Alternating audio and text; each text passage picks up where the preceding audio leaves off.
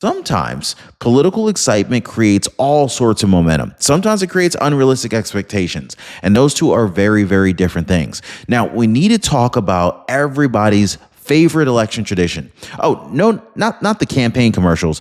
Those are really corny and they're really poorly produced. I think I could make a better campaign commercial. Anyway, we need to talk about the polls, guys, because if there's one thing election years happen to produce almost as fast as yard signs, it's the polls that are telling us who's up, who's down, who's surging, and who's supposedly one speech away from changing history. He's not going to win this race. That's my prediction. Paxton's going to run away with this. The YouGov poll, and get this, Paxton just got this nomination just a few weeks ago. He's now +2 over Tallarico. The University of Texas poll, he's now +1 over Tallarico. And that's a huge shift from a theoretical matchup beforehand. He's just putting his target on this guy. Trump plans to rally in the state. And the folks who act like Tallarico is some Democratic wonder boy created in a factory to perfect specification.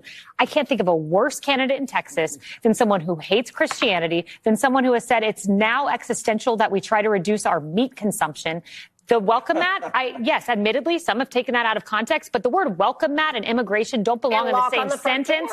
In Texas, he lies about the Bible, says it's silent on abortion. I have 8 verses in front of me that negate that. He wants prisons to be obsolete, and he wants to slash the police budget. There is not a worse candidate for the state of Texas than James Tallarico, who is no wonder boy. So, of course, the challenge is that polls, they're just snapshots. They're not final scoreboards. They just measure opinions from a sample of people at any moment in time. And pretty much like any survey, their accuracy really depends on who responds and how they're selected and whether the sample even reflects the broader electorate. So anyway, Texas adds another layer of complexity. This is one of America's largest and easily most diverse states with millions of voters spread across hundreds of counties, building essentially a representative sample. It's a much bigger challenge than the polling of a smaller state, if that makes sense, because the state's so huge. And this is one reason that polling has sometimes missed final election margins, not just in Texas, but nationally.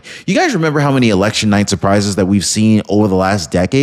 This is why experienced campaigns, they don't celebrate because of one poll. They celebrate after the votes are counted.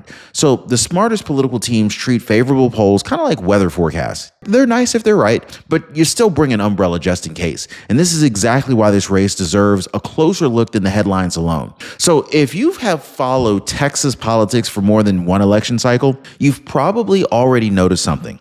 Every few years, somebody confidently declares, this is it.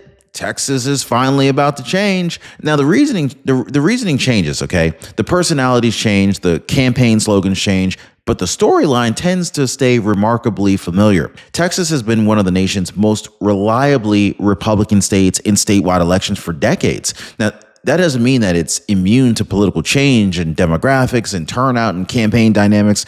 All of this evolves over time. I get it. I'm not stupid. But it does mean that any campaign that is hoping to break that pattern faces a significant amount of historical challenge. And so that history is literally one reason that analysts pay attention not only to the polling, but also to the long-term voting behavior.